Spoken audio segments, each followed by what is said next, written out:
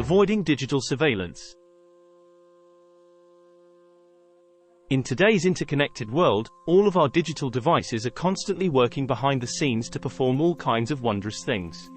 Things like computers, laptops, tablets, and smartphones can connect to the internet, get information for you, help you access your bank accounts, make purchases, send and read messages from friends and family, and even take photographs which can be readily shared on social media to anyone in the world. But, are these things safe to use? Are there people watching what we are doing online? Does anyone care what you posted on social media? Do governments spy on people to find out what they are doing? Do you even care what could be happening? Do you think you are so insignificant that no one wants to know your web surfing habits, what you bought, or who you like on Facebook? Data about users is valuable to many companies, especially advertisers, and even governments. And of course, hackers want to get into your computer devices, either to get you to do something, to defraud you, or to impersonate you online elsewhere so they can commit crimes for which you will be held accountable. If we are sensible, then we should not want anyone watching what we do, nor tracking our locations. I don't want someone analyzing what I choose to read or watch, or to know who I connect with online. In today's world of digital surveillance, it is very hard to keep your privacy, personal security, and keep your money safe. Governments can and do assume the worst of people, and want to observe you, just in case you do something bad. They will automatically assume that you are guilty, unless proven innocent. There is no real freedom in today's world, if you are connected to the internet. And even if you do not have an internet device, which means you are watching this video on someone else's screen, you are still being watched in many different ways by the powers that be, as well as hackers, data miners, and advertisers. The big tech companies want to influence your purchase choices, style choices, and social, political, and religious beliefs. The normies have no idea that they are under constant or frequent surveillance, and highly influenced in their normal decision-making in ways they cannot comprehend. You need to understand the infrastructure of the modern digital surveillance, and how to avoid as much of it as practically possible. The modern corporate machines, along with the state, are gathering information on you. Do not be foolish enough to believe that they have your best interests at heart.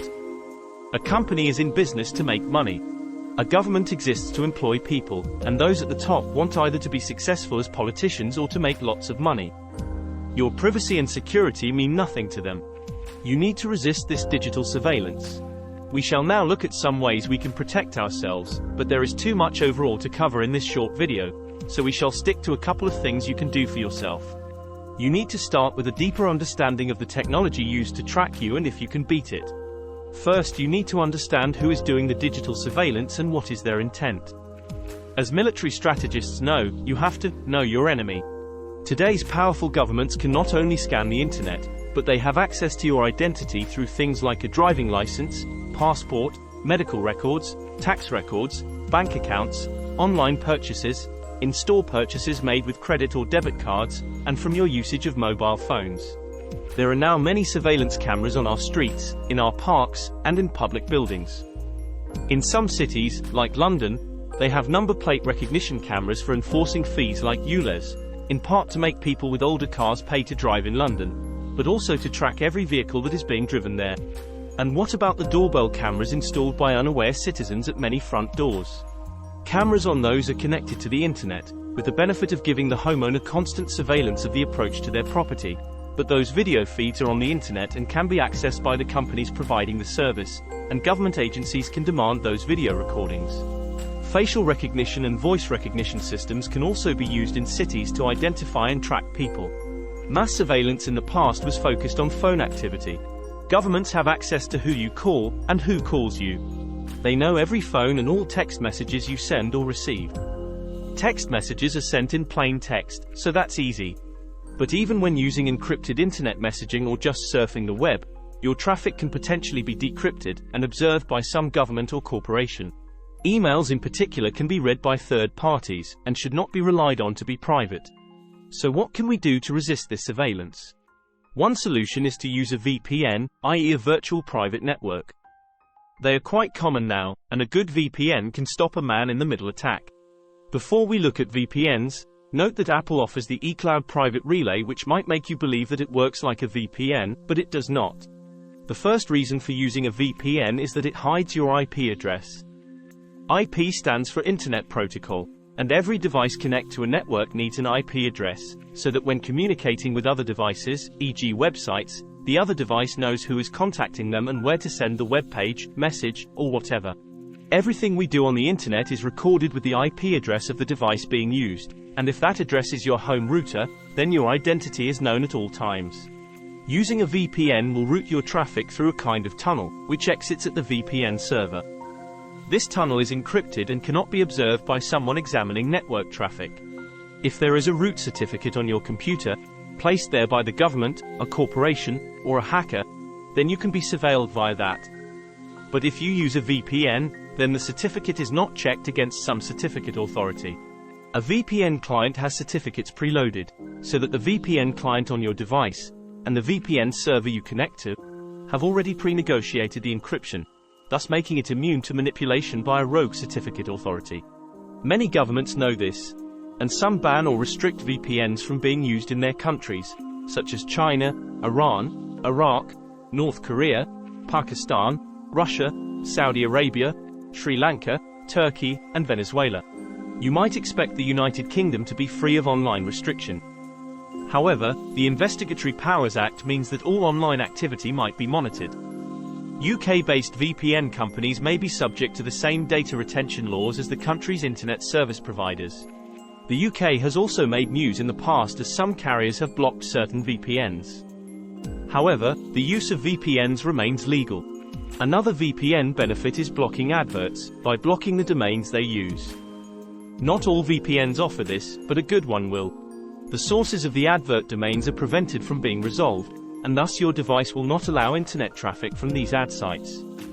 Adverts are not just at times annoying, but companies can track you through their adverts, especially in apps on smartphones. A VPN will also cache DNS requests, the means by which domain names are converted into IP addresses so you can access a website, which means that if 1,000 people search for facebook.com on a DNS server, it will only seek that domain externally just one time per caching period. Because the DNS server is separate from your location, you are protected from DNS hijacking. DNS hijacking redirects you to a proxy server that can examine your internet encrypted traffic. So the main benefits of a VPN includes hiding your IP address, and preventing the man-in-the-middle attack by a corporation, government, or hacker, via DNS hijacking. But a bad VPN company could be working with a bad third party. This makes it possible to track users via the VPN servers. This is very bad for any VPN service to do, and if they get caught, their reputation would be ruined. Good VPNs would not behave this way, but there may be some VPN providers, especially free ones, who cannot be trusted. We recommend using a VPN that does not even know your identity, keeps no logs, and cannot identify you even if requested to do so by a government agency. You can do your research to find the best one.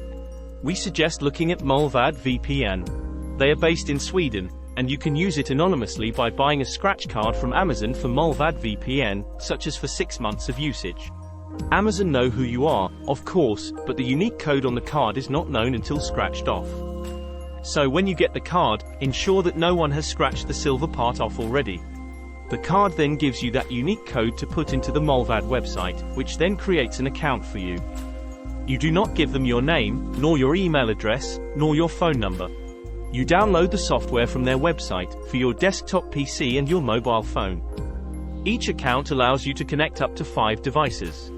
This video is not sponsored in any way, and we do not receive any commission if you use Mullvad VPN. The link for their website is mullvad.net, and a link will be included in the notes below the video.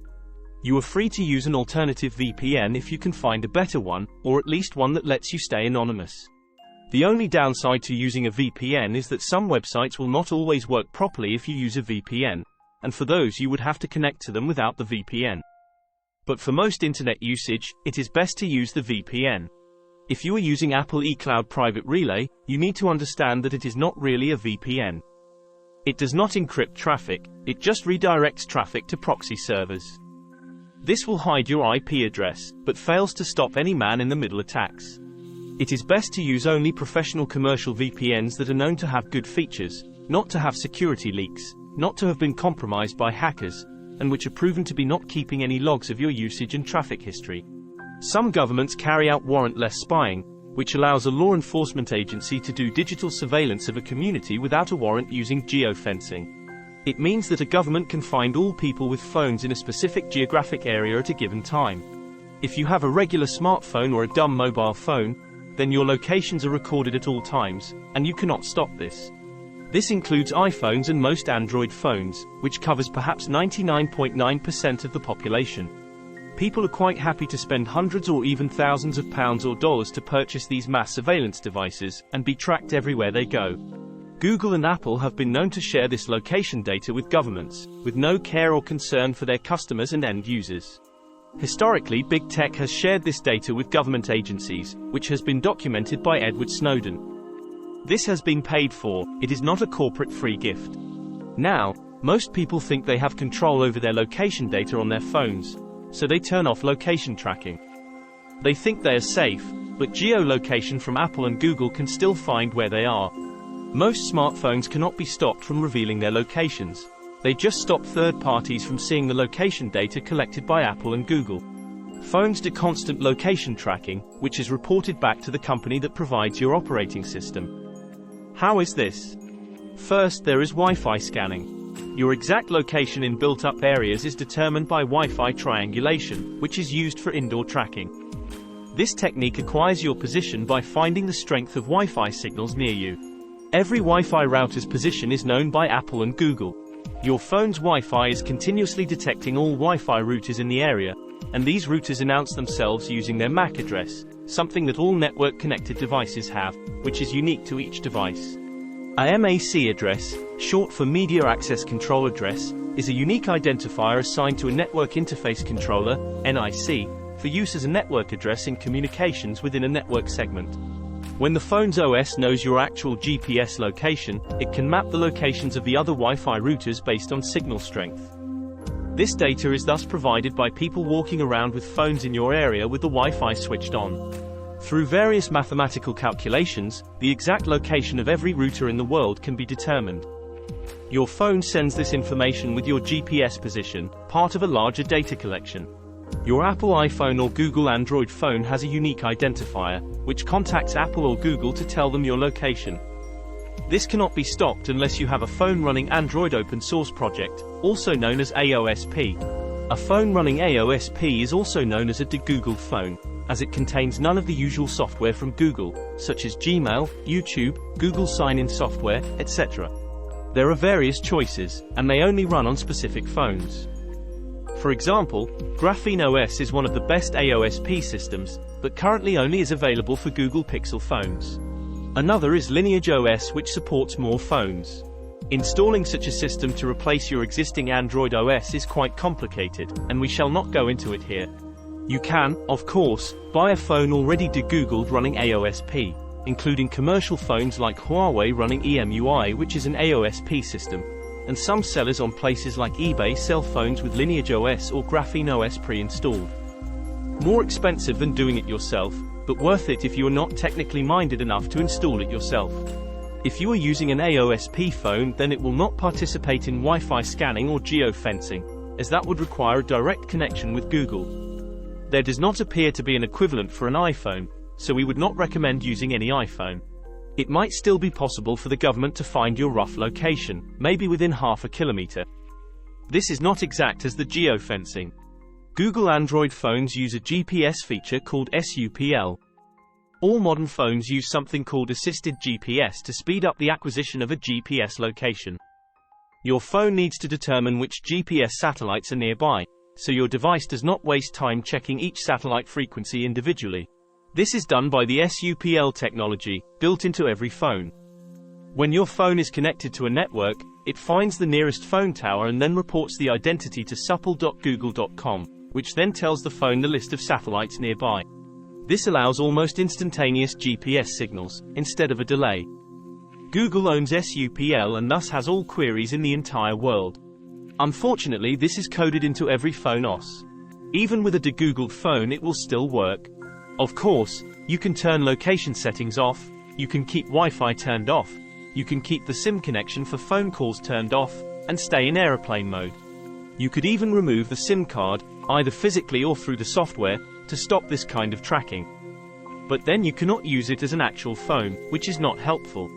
The best solution may be to keep the phone in airplane mode, i.e. no radio connections, and only switch things on when needed. And keeping something like Wi-Fi or Bluetooth on all the time will also unnecessarily drain the battery, as well as broadcasting your location constantly to other devices. If you use an iPhone, you should understand that it offers a greater accuracy in location tracking, especially with the Apple AirTags. Even when the phone is off, the AirTag is using BLE, which is Bluetooth Low Energy, to broadcast its location to other devices. It uses little battery power, but you can never actually switch an iPhone off completely unless you use all the battery power. The iPhone truly is a dangerous surveillance device, which people pay greatly for financially and with their privacy, just to have the latest trendy or fashionable device that does far more than the user really wants or knows about. The iPhone reports its location to identify where the AirTag is, but beyond the level of Wi-Fi scanning. AirTag scanning is more precise, to within a few centimeters.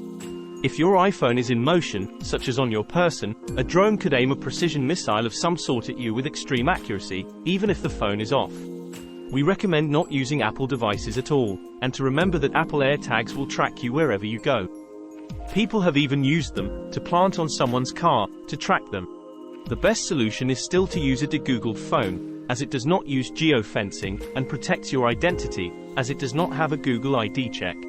Even if you cannot use an AOSP de-Googled phone, at least keep it in airplane mode when not using it, or just connect it to the phone network, with internet, Wi-Fi, and Bluetooth all turned off. You can turn them on when you need them, but we consider that you will very rarely really need to use Bluetooth. We said earlier, you need to know what the intent is of those who are surveilling. Governments might be doing it to ensure the safety of all citizens, but it could also be because they want to control people. People in charge tend to want to stay in power, and the more power they have, the less likely it is that they will lose that power. But they will probably say it is to reduce crime, or to solve more crimes. And the corporations who are surveilling their users do so as customer data is valuable today, and can be sold to advertisers many times. Advertisers want to place adverts that are directed at the right audience, to get people who might want their product to know about their product. The intent of surveilling is for power and money, for those who feel they do not have enough and just want more.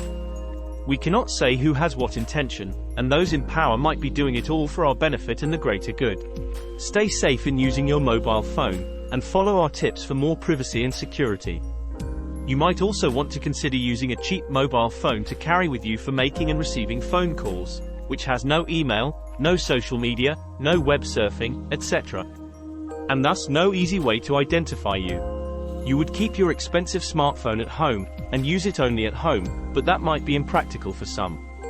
At the very least, ensure you install a decent VPN on your smartphone, as well as on your PC, laptop, tablet, and stay as safe as possible. Thank you for watching. Please leave any questions or comments in the comments section. Feel free to subscribe to or follow this channel, ZTek. You may also want to like this video and share it with others who would benefit from this information.